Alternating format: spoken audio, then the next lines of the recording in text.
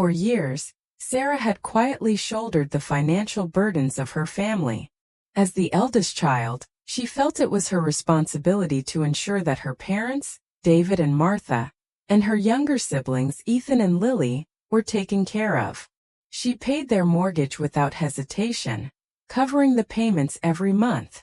She also covered tuition fees for Ethan, whose constant shifts in academic focus seemed to demand financial support every time a new educational pursuit arose. Lily, on the other hand, had her own list of demands, an array of costly hobbies and whims that Sarah always felt obligated to fund. Even the renovation of the family's lake house, a place that held sentimental value for her parents, was financed by Sarah, despite her own personal sacrifices. Sarah's role in the family was always that of the caregiver, the one who quietly made sure everything stayed afloat. She didn't mind the sacrifices, believing that family was about supporting each other, no matter the cost. She deferred her own needs, vacations, personal goals, even friendships, because she felt that her contributions were necessary. Her sacrifices were, in her mind, just the price of family loyalty. She believed that over time her parents would see her efforts, acknowledge them, and appreciate the love and support she offered. But as time went on, it became increasingly clear that her family took her help for granted, and her contributions were hardly ever acknowledged. It wasn't until one fateful family dinner that Sarah's world came crashing down. She had been invited to dinner at the family home under the pretense of a casual evening together. The smell of homemade lasagna filled the air as she sat down at the table, looking forward to what she thought would be a warm, family-oriented evening. But as soon as the meal began, her younger brother, Ethan, leaned forward with a smug expression and delivered the news that would alter everything. With a tone dripping with arrogance, he casually informed her that their parents had decided to finalize their will. The house, the lake cottage, and everything else would go to him and Lily. It felt like a sucker punch to the gut. Sarah stared at her siblings, both wearing self-satisfied smirks, as her heart dropped in disbelief. At that moment, the weight of years of sacrifice hit her all at once. The money she had poured into their home, the years of covering bills without complaint, the countless times she had sacrificed her own life to support them. It all seemed to mean nothing now. When Sarah questioned her parents, hoping for some explanation, her father, David, refused to meet her gaze. Instead, he explained in quiet, controlled tones that she had done well for herself, and no longer needed their support, while Ethan and Lily were still struggling to find their footing and required more help. Her mother, Martha, dismissed Sarah's concerns, insisting that she had always seen her financial sacrifices as a choice, rather than a responsibility. This cold, indifferent response only deepened Sarah's sense of betrayal. Sarah's role as the family's financial lifeline, the one who had kept them all afloat, was suddenly dismissed, and her sacrifices were belittled. The realization that her efforts, her love, and her devotion had been taken for granted hit her harder than anything else. In that moment, she understood the painful truth. For her family, her sacrifices had only been a means to an end, a way for them to maintain their comfortable lives without ever truly appreciating her. Sarah sat in stunned silence as her parents continued to justify their decision, their words cutting deeper with each passing moment. Her father, David, who had always been the quieter of the two, spoke in a calm, measured tone, explaining that Sarah had done extremely well for herself. He went on to say that they were proud of her success, but it was clear that his pride was not enough to overshadow the decision to leave everything to Ethan and Lily.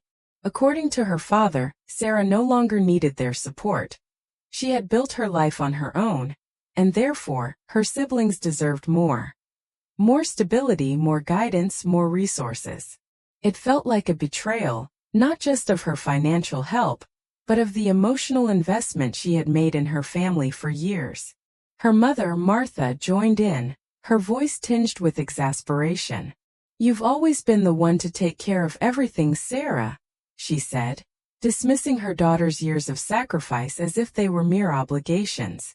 This is exactly why we didn't want to tell you. You always bring it back to money. It's never been about family with you." Sarah's heart twisted in her chest.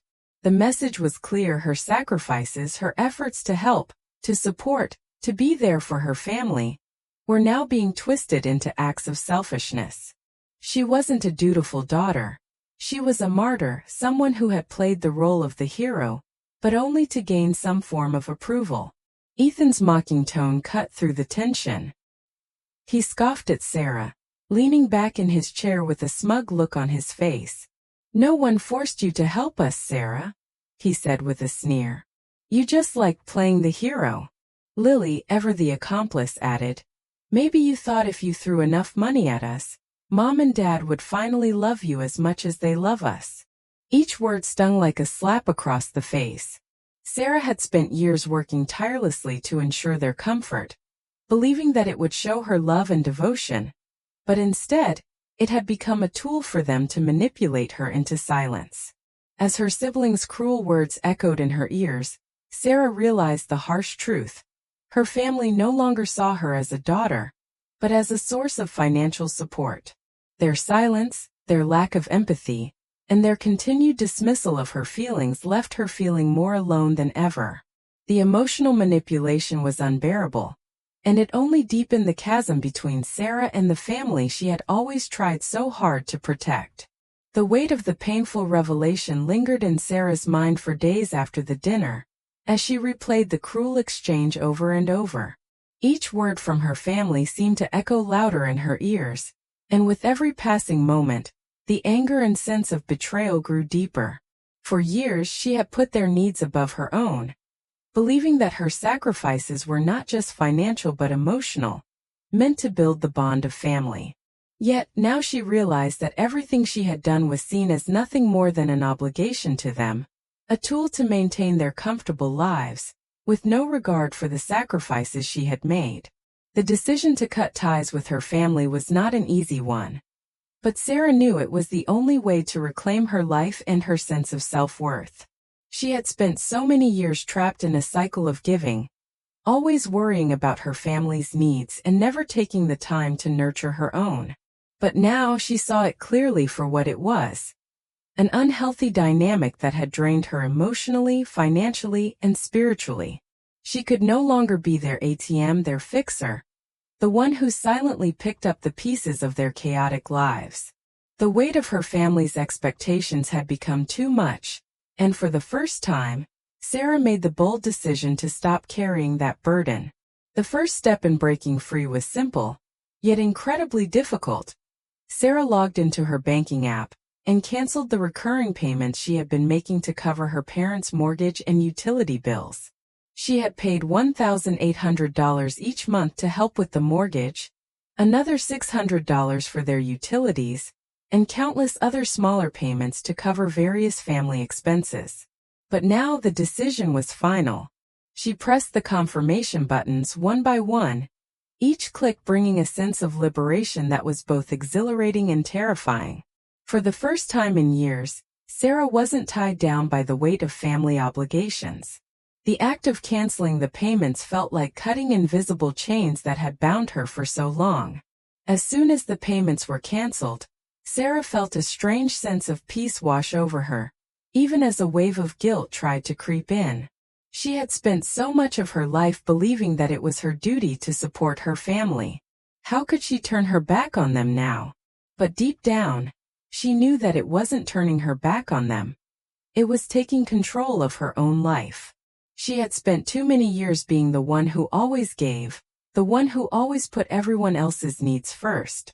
Now, it was time for her to stop living under the shadow of her family's expectations. It was time to stop being the caretaker and start living for herself. Despite the sense of relief, the guilt still clawed at her. Her mother, Martha, wasted no time in calling, leaving one voicemail after another, pleading with Sarah to reconsider.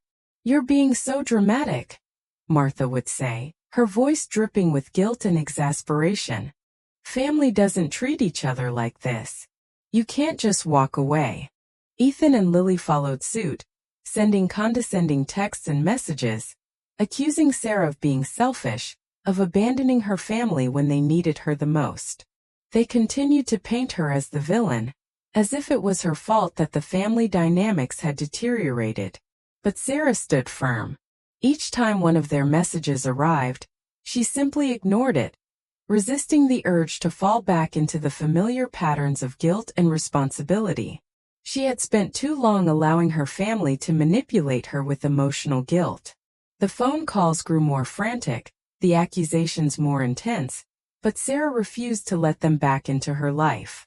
She wasn't going to be their financial crutch any longer, and she wasn't going to allow their emotional manipulation to control her any longer. As the days went by, Sarah began to focus more on her work and her personal life. She threw herself into her career, working on a new construction project in Sacramento, a sleek medical office complex that demanded her full attention. For the first time in years, she felt a sense of fulfillment that had long been missing. She began to make decisions that were right for her, decisions that were not dictated by anyone else's needs or demands. She booked a long-awaited trip to Italy, a dream she had postponed for far too long, and for the first time in years, she spent her money on something that was for her alone. No more guilt. No more sacrifice. Just freedom. For the first time in years, Sarah felt like she was truly living. She no longer had to hide her own dreams and desires behind the needs of her family. She was free to make her own choices, free to be her own person. The emotional guilt that had once weighed her down no longer had a hold on her. Sarah had broken free from the chains that had bound her for so long. And though she knew there would be difficult moments ahead, especially as her family would likely continue to pressure her, she was determined to stand strong. She had finally made the decision to live for herself, to no longer be the family's financial provider or emotional support system. It was time for her to embrace her own life, to reclaim her freedom.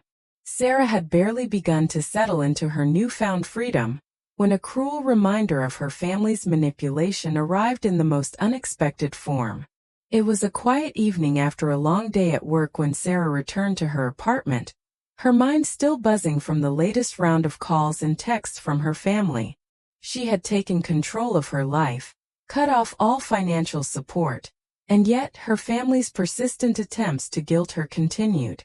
She hoped, though, that the silence she had created might finally bring some peace. But as she approached her front door, a sinking feeling washed over her. Thick, hardened foam had been sprayed around her entire doorframe, sealing it shut. The sight was jarring, each crack and crevice filled with the foam, ensuring that she could not get inside. Panic surged through Sarah's chest. Her heart began to race, and her mind immediately went to the only person she could think of, Ethan. He had always been the one most likely to lash out, and now it seemed that his immaturity had crossed the line from petty revenge into something more malicious. Shaking with anger and disbelief, Sarah dialed the building management immediately. As she waited for them to answer, she paced back and forth, her mind spinning. How could they do this? How could Ethan be so cruel? Her hands trembled as she fumbled with her phone, and when the building manager finally arrived, he shook his head sympathetically at the damage. "This was deliberate," he said as he inspected the foam. "Someone really didn't want you to get inside. This isn't just a prank. It's an intentional act of vandalism." The manager was right.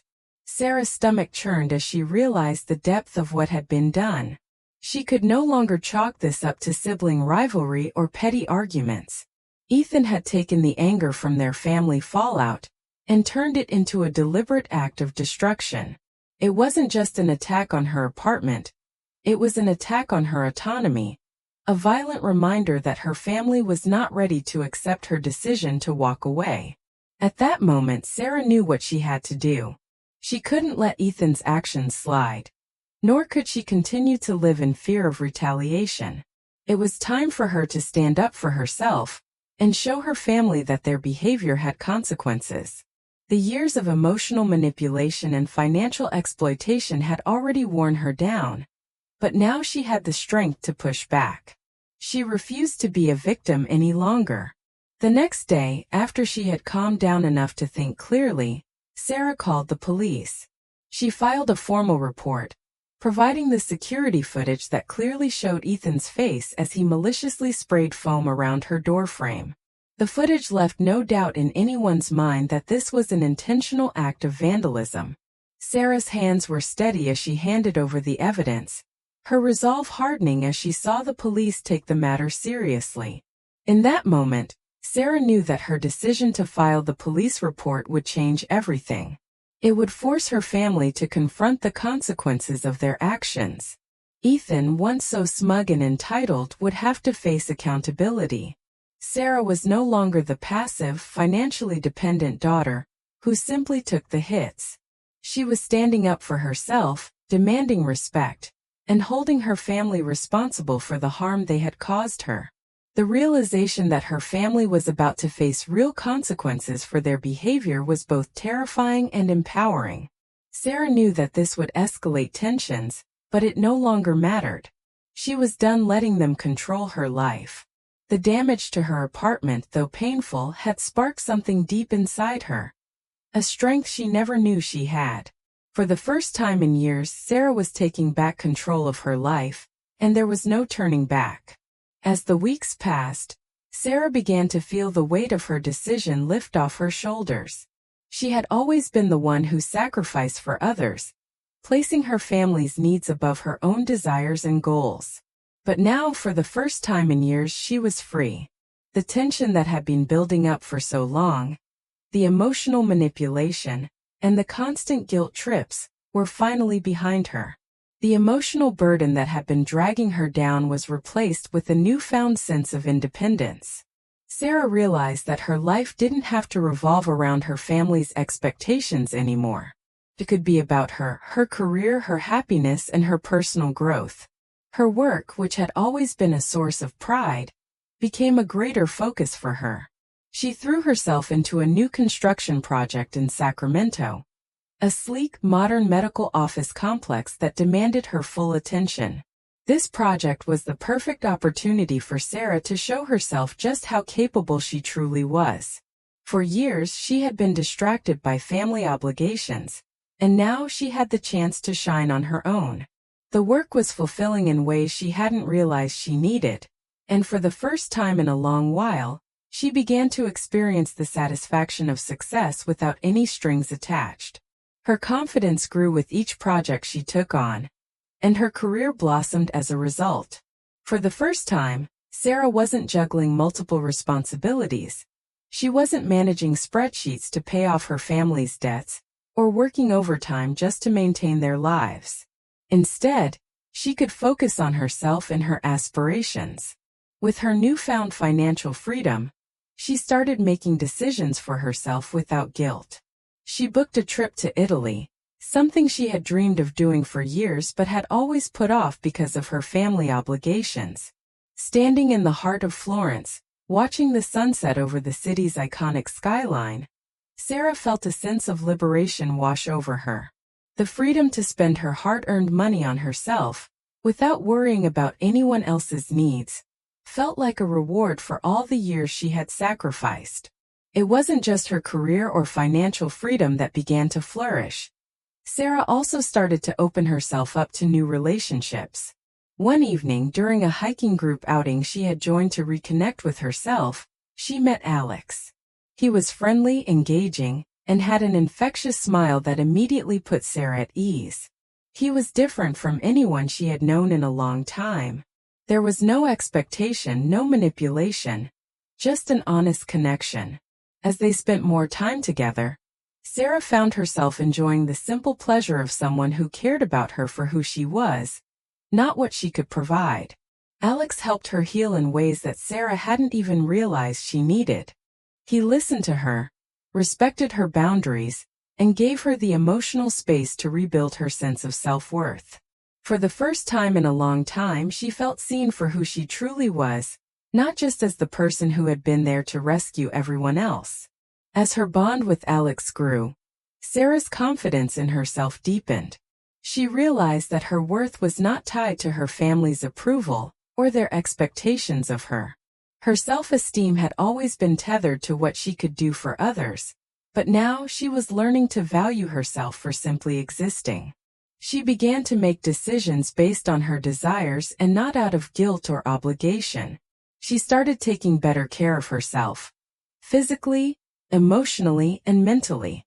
The loneliness that had once haunted her was slowly replaced with the joy of living life on her own terms. Through this process, Sarah found that her life wasn't just about rebuilding from the pain of her past. It was about embracing her future, a future she could create independently, free from the toxicity of her family's expectations. She learned that family wasn't just about blood relations. It was about the people who saw her worth, respected her boundaries, and supported her journey without expecting anything in return. Her new life was still a work in progress, but she knew that she was finally headed in the right direction, and for the first time, she could honestly say she was proud of the person she had become. As the days and weeks passed, Sarah's family began to feel the weight of her absence. Without her financial support, they struggled to maintain the lifestyle they had grown accustomed to.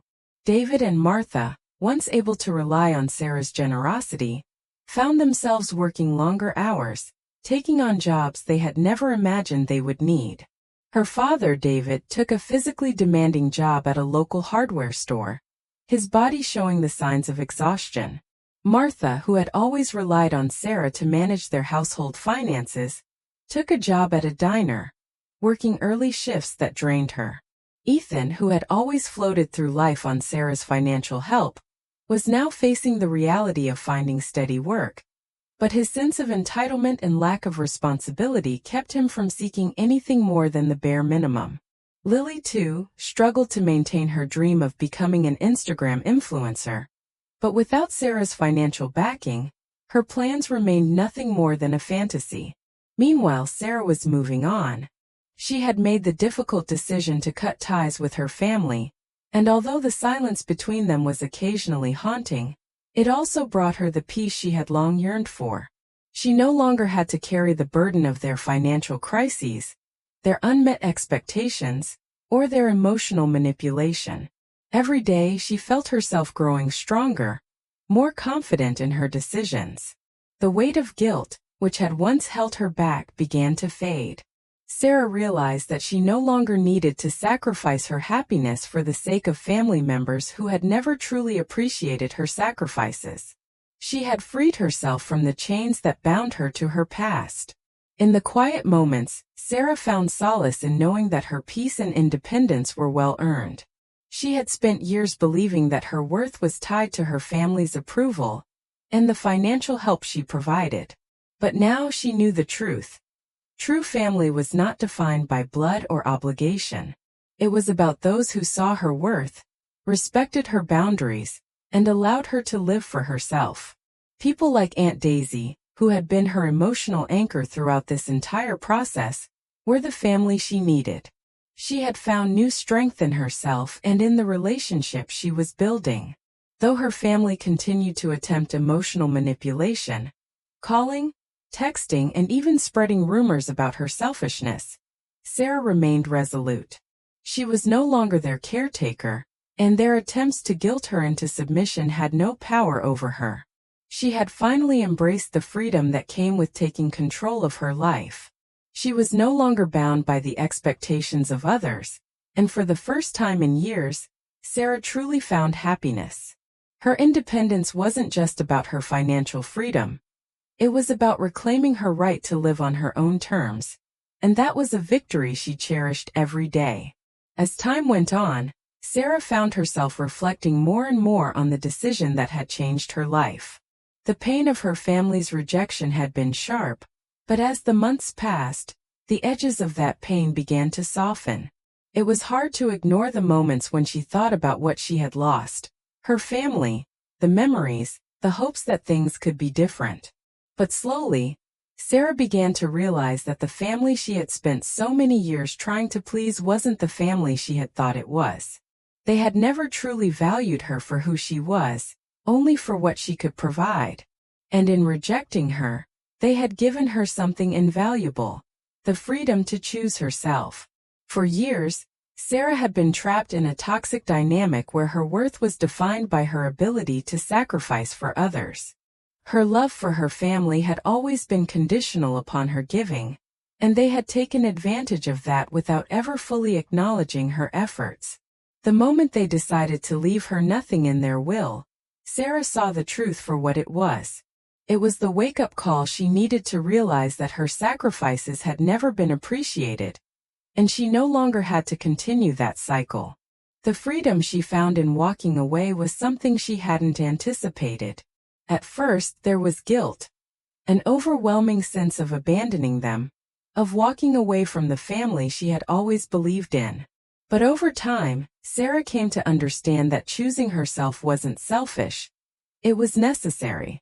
She had spent too long living for others, trying to meet their expectations, and neglecting her own happiness in the process. Now, with the weight of her family's demands lifted, she could breathe again. She could finally pursue the life she had put on hold for so many years. Sarah had learned to let go of the idea that her family's approval was essential to her happiness. She had spent so much of her life seeking validation from people who would never offer it freely. Now, her sense of self-worth came from within, not from the praise or acknowledgement of others. She realized that independence didn't just mean financial freedom.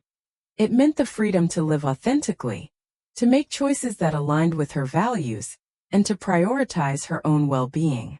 In the end, Sarah's family's rejection was not a defeat. It was her liberation. By choosing herself over the toxic dynamic that once held her back, she had finally found peace. Sarah had discovered her own strength and for the first time in her life, was living fully on her own terms.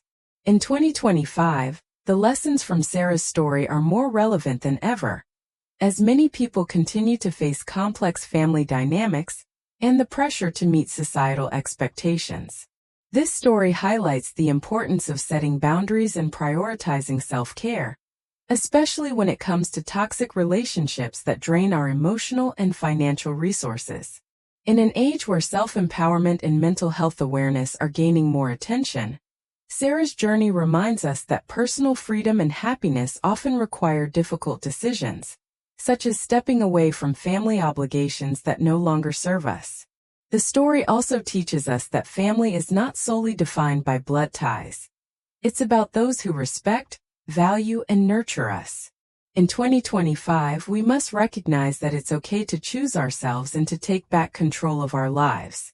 Whether it's in family, work, or personal relationships, knowing our worth and standing up for it is key to living authentically and confidently.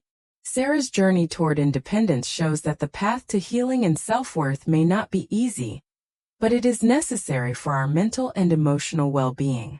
Sarah's journey is one of heartache, betrayal, and ultimate empowerment. For years, she gave everything to her family, financially, emotionally, and physically. But when the people she loved most turned their backs on her, leaving her nothing in their will and manipulating her with guilt, Sarah made the bold decision to stand up for herself. She broke free from the toxic cycle that held her back, reclaiming her independence and rediscovering her worth. Now Sarah stands at a crossroads. She's found strength in her independence, but the emotional scars of betrayal are still fresh. She's rebuilt her life and taken back control, but the journey ahead is still uncertain. Here's where you come in. What should Sarah do next? Should she continue to embrace her newfound freedom? Or is there room for healing within her family? Should she open her heart to new relationships, or focus solely on her own growth? Your thoughts matter. Share your advice, support, or suggestions for Sarah's next step. This is her chance to truly live on her own terms, and your insight could guide her toward her next chapter. Let's stand by Sarah as she navigates this new path. What do you think her next action should be?